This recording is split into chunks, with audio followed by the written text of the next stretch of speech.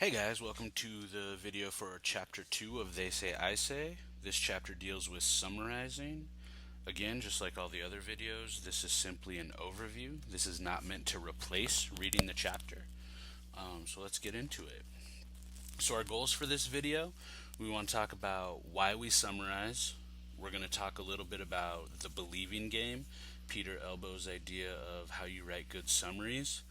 We're going to talk about what good summaries are, and then we're going to talk about what we should avoid.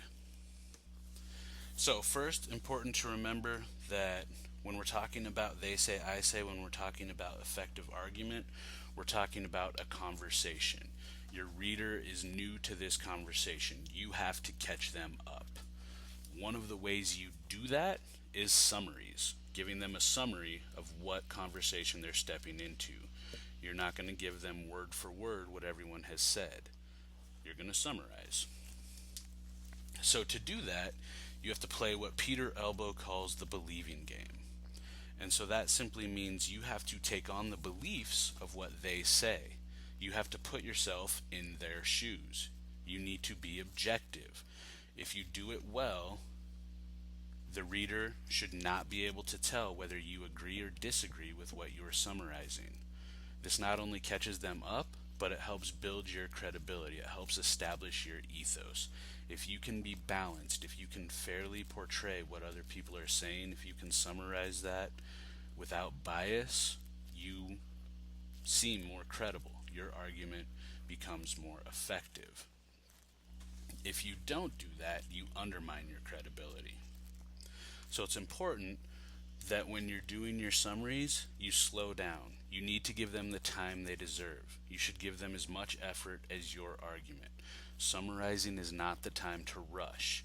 If you rush, you're going to undermine your credibility. You're going to undermine your ethos. And you can often misread or misinterpret what you're summarizing.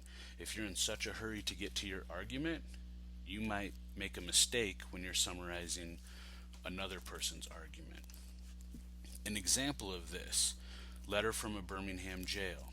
Rushing through summaries can lead to what Graff and Birkenstein label the closest cliche problem, in which you misidentify an author's arguments because you're rushing to summarize them. For example, a lot of people, when they read MLK's argument in Letter from a Birmingham Jail, they read it as a plea for everyone to just get along. That's a misreading. The reality is his argument is a defense of political protest. So you have to take your time with what you're summarizing. It should get equal weight to your argument in terms of your effort. Slow down, take your time. You need to balance the amount of summary with your argument.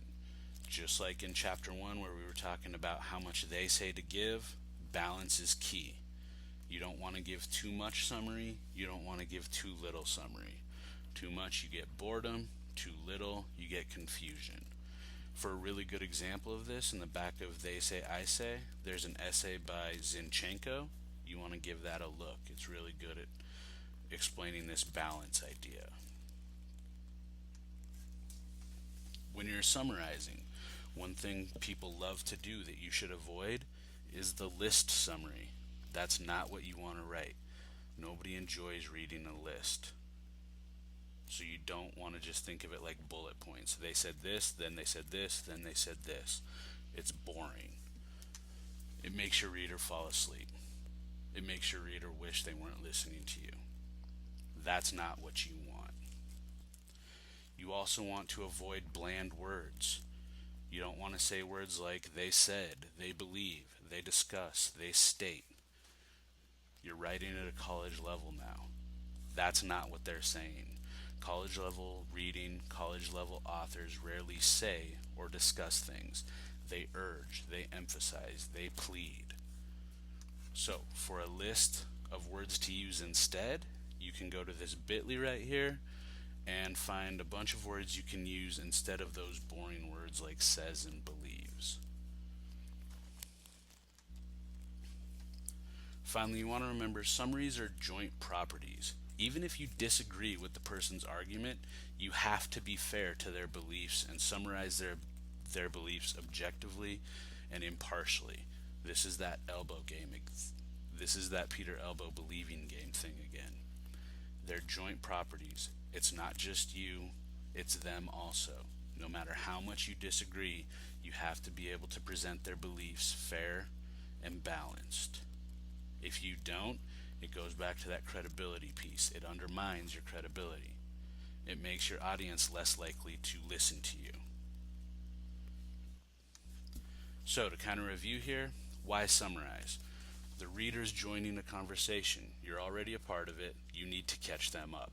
For them to participate fully, you need to catch them up, and one of the ways we do that is by summarizing. The believing game. Writing good summaries involves playing the believing game. That is, you need to put yourself in the other person's shoes so you can accurately and fairly summarize their ideas for your reader. And you want to remember, good summaries are objective, they're detailed, and they're balanced with your own argument. And you want to avoid lists, mocking, you want to avoid insulting, you want to avoid various things like that. You also want to avoid those words like says, states, discusses. Remember, we have that link for you that you can go look at to find those words to use instead of says, discusses, things like that. Here's that link again. Thanks, guys. That covers chapter 2 of They Say, I Say. Remember, you do still need to read the chapter. And I look forward to seeing you guys in class.